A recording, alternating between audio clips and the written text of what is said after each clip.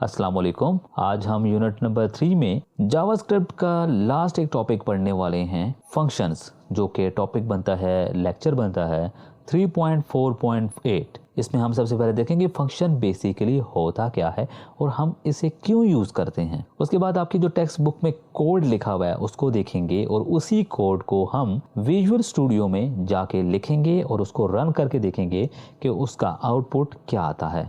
तो चलिए शुरू करते हैं। तो सबसे पहले आपकी बुक को पढ़ लेते हैं कि आपकी बुक में फंक्शन बेसिकली कहा किस चीज़ को जाता है। तो topic functions. Function is a set of line which occurs in the code quite often that can be segmented once। Function क्या है? वो सेट ऑफ लाइंस हैं, यानी कि कुछ लाइंस का सेट ऑफ बना हुआ है, कोड है, और quite often that can be segmented once and call again and again। उन्हीं लाइंस को एक दफ़ा कॉल कर सकते हो या यूज़ कर सकते हो, या उसको मल्टीपल टाइम्स कॉल कर सकते हो या यूज़ कर सकते हो, and call again and again. This way rewriting the same set of code for similar results can be eliminate. मिसाल के तौर पर मैं आपको सिंपल मिसाल दूं कि आपने एक बटन बनाया है जिससे आपने जस्ट लिखा ये है कि जब इस बटन को क्लिक किया जाएगा तो प्रिंट हो जाए, डॉक्यूमेंट प्रिंट हो जाए। मगर आपके पास वेब पेजेस हैं, वो काफ़ी ज़्यादा हैं। आपके पास एक भी वेब पेज है, दूसरा वेब पेज है, तीसरा वेब पेज है, आपने वो बटन बनाया हुआ है, ठीक है। अब ऐसा नहीं है कि आपने हर वेब पेज पर आपने बार बार उस बटन को कॉल करते हो या उसका कोड लिखते हो, ठीक है। आप जस्ट उस फंक्शन को कॉल करते हो, आपने कहीं ना कहीं डिक्लेयर किया होगा, ठीक है, फंक्शन बनाया होगा, उसको आप वहाँ पे पेज को इंक्लूड करोगे, इंपोर्ट करोगे और वहाँ से उसको कॉल करोगे। तो बटन, आपको जस्ट बटन लगाना है और उसको बताना है कि फलाना फंक्शन को कॉल करो और प्रिंट हो जाएगा, क्योंकि आपने प्रिंट का फंक्शन डिफाइन किया होगा कि जब भी आपको कॉल किया जाए, इन्वोक किया जाए, तो आपने चीज़ को प्रिंट कर देना है। इसी तरह हमारे पास अगर एक पेज हो, लाइक वन पेज है, उसमें कोई फंक्शन, एक फंक्शन है जिसके लिए आपने कोड लिख दिया है, अब उसके लिए फिर आप अगर दूसरी बार कहीं लिखना चाहते हो तो उसके बाद ये नहीं कि आप दोबारा उसी फंक्शन को बनाओगे, आप उसी जगह पे जस्ट फंक्शन को कॉल करोगे और वो फंक्शन उठकर यहाँ आ जाएगा या ये जाके वहाँ चला जाएगा। तो इससे हमारा क्या फ़ायदा होता है कि कोड एक तो छोटा हो जाता है, इफ़िशिएंट बन जाता है और हर बार नया कोड लिखने की ज़रूरत नहीं होती, ठीक है। Through function different set of code can be separated, resulting in fewer lines of code, assigning them meaningful name based on their functionality। Through function different set of code can be separated, different set of code जो है उसको separate कर सकते हैं। Result fewer lines of code assigning, जो मैंने बताया कि लाइंस, आपका कोड जो है वो कम हो जाता है, और उसके बाद एक फंक्शन को मीनिंगफुल नेम दे देते हैं ताकि उस बेस की फंक्शनैलिटी, जैसे हम प्रिंट उसका नाम रख लेते हैं क्योंकि हमें पता है कि जब ये फंक्शन कॉल होगा तो ये प्रिंट कर देगा। अब उसको मैं कह दूँ सेव, बट नाम उसका सेव रख लेता हूँ जबकि वो प्रिंट चीज़ कर रहा हो। तो इस तरह का मीनिंगफुल नाम रखते हैं ताकि उसकी फंक्शनैलिटी भी हमें पता चल रही हो। This lead to deficiently managing a large computer program. इस तरीके से जब आप लार्ज कंप्यूटर प्रोग्राम जो मैनेज करते हैं वो आसानी से कर सकते हैं, ठीक है। या फिर जब आप एक बहुत ज़्यादा बड़ा कोड लिख रहे होते हैं ना, तो वहाँ पे आपको नहीं समझ आ रही थी कि ये फंक्शन, आप खुद ही भूल जाते हैं। जब आप 200 लाइन्स का कोड लिखेंगे, 300 लाइन्स का कोड लिखेंगे, तो वहाँ पे ज़रा कन्फ्यूज होता जाता है कि यार ये फंक्शन किस लिए मैंने बनाया था। फिर उसको बाद में वो लिंक करता है या उसके साथ में कॉमेंट्स करता है। जब उस फंक्शन की ऐसा कोई नाम रख लें, जब वो आप उसको कॉल करें या उसको जब पढ़ेंगे, देखेंगे, तो आपको समझ आ जाएगा कि ये फंक्शन किस चीज़ के बारे में है। Programming language provide built in such function like earlier we have use function, prompt, input etcetera. अच्छा, अब यहाँ पे ये बात भी है कि जब आप कोडिंग करते हैं, हर लैंग्वेज के बिल्ट इन फंक्शंस भी आते हैं, ठीक है। जैसे कि हमने प्रॉम्प्ट का फंक्शन देखा था कि प्रॉम्प्ट क्या करता है, आपको एक डायलॉग बॉक्स शो होता है, तो उसके बैक एंड पे, यानी जब प्रॉम्प्ट होता है तो जो आपका कोडर है या जो आप जिस पे कोडिंग कर रहे हैं, ठीक है, लैंग्वेजेस वाला में, उसके अंदर लैंग्वेजेस इंस्टॉल होती हैं, उस पे जो फंक्शन है बाय डिफ़ॉल्ट वो सारे डिफाइन होते हैं कि जब आपको प्रॉम्प्ट कॉल की जाएगी तो अपने डायलॉग बॉक्स शो करना है। हम कस्टम फंक्शंस भी बना सकते हैं। ये जो हम पढ़ रहे हैं ये कस्टम फंक्शंस के लिए पढ़ रहे हैं। इनपुट पे एक फंक्शन और बहुत सारे फंक्शंस हैं। Whenever the function is called, the caller does not necessarily need to know the code behind that function to use it। ठीक है, जब भी फंक्शन को कॉल किया जाता है तो कॉलर को नहीं मालूम होता कि उसके लिए क्या, लाइक उसकी बैक एंड पे क्या कोडिंग हो रही है या क्या फंक्शन परफॉर्म हो रहा है। समझ गए। A function has a name through which it is identify and called. Function का एक नाम होता है जिसके जरिए से उसको आइडेंटिफाई किया जाता है और उसके उसी के नाम के जरिए उसको कॉल किया जाता है। Additionally a function can have arguments which are variable local to that function and their life span is limited to that function. अब आर्गुमेंट्स क्या होता है कि आपने देखा होगा जब हम वेरिएबल बनाते थे, लाइक वेरिएबल में जब हम बताते ना, वेरिएबल में, ठीक है, अब उसका लेते हैं, छोड़े वेरिएबल, आप कंफ्यूज हो जाएंगे। आपने जब हम लूप्स पढ़ रहे थे, लूप्स में हम कुछ वो लगाते थे कि स्टार्टिंग और उसके बाद कंडीशन, उसके बाद वो टर्मिनेट करने वाला या इंक्रीमेंट वाला, ऐसा ही था ना। अब उसी तरह जब हम फंक्शन बनाएंगे, सही है, तो उसके बाद जब हम राउंड ब्रैकेट्स में वैल्यू पास करेंगे, लाइक नंबर 1 अरे बनाते थे, आप समझ रहे, अरे जब बनाते थे नंबर 2, तो ये जो राउंड ब्रैकेट के अंदर लिखा होगा वो हमारे बेसिकली आर्गुमेंट्स कहा जाता है, या वैल्यू क्या समझ लें फंक्शन की, समझ गए। और ये limited set function variable outside function are global variables and can be accessed anywhere from the program. जो वेरिएबल आउटसाइड द फंक्शन होते हैं वो ग्लोबल वेरिएबल का कहा जाता है और वो असेस किया जा सकता है एनीवेयर फ्रॉम द प्रोग्राम, समझ गए। उसको आप किसी भी प्रोग्राम के किसी भी पॉइंट पर किसी भी जगह उसको कॉल कर सकते हैं। यानी अगर आपने ऊपर एक वो लिखा है ग्लोबल वेरिएबल और आप अगर 200 लाइन पर कॉल करें तो वो कॉल कर सकते हैं।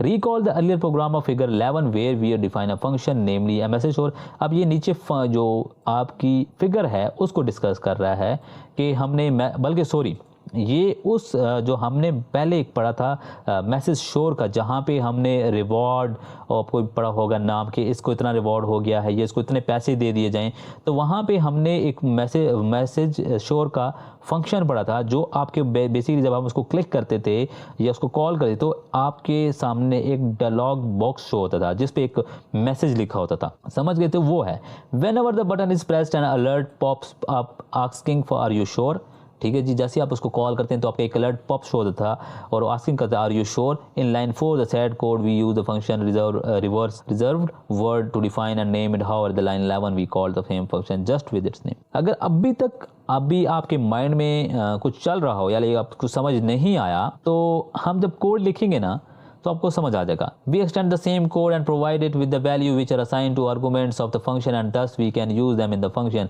उसी कोड को हमने थोड़ा सा एक्सटेंड कर दिया है और आर्गुमेंट्स पढ़ दिए हैं और सब कुछ कर दिया, फंक्शन बनाया हुआ, ठीक है। ये आपका कोड है। मैं तो कहता हूँ डायरेक्टली हम जाते हैं विजुअल स्टूडियो में, वहां पर देखते हैं, समझ गए। तो बुक पे आपकी ये कोड मेंशन है जो कि मैंने टाइप कर लिया ताकि टाइम जाया ना हो, और इस कोड को देख लेते हैं। ये कोड आपने पहले भी देखा है, समझ गए। अच्छा, आपने वही HTML हेड और बनाए हैं, उसके अंदर बॉडी है, बॉडी के अंदर हमने एक इनपुट लिया है, यानी हमने बटन बनाया है, समझ गए। तो बटन हमने बनाया है, उसका हमने टाइप रख दी कि बटन है, इनपुट ली, हमने टाइप रखा कि बटन है। उसके बाद हमने कहा कि जब आपको क्लिक किया जाएगा तो आपने मैसेज शोर के फंक्शन को कॉल करना है। अब मैसेज शोर के फंक्शन को कॉल तो किया जाएगा, साथ में ये 2 वैल्यू भी हमने पास की, यानी आर्गुमेंट्स भी पास की हैं। अब ये जो है, ये तो मतलब ये बटन, ये जो वैल्यू है ये तो आपको पता ही होगा कि बटन के ऊपर हमने लिखा होता है। अब ये वैल्यू उठकर कहाँ चली जाएंगी, यहाँ पर आ जाएंगी। जब फंक्शन, ये तो फंक्शन है ना, मैसेज शोर उसका नाम हो गया, उसके बाद 2 आर्गुमेंट्स हैं।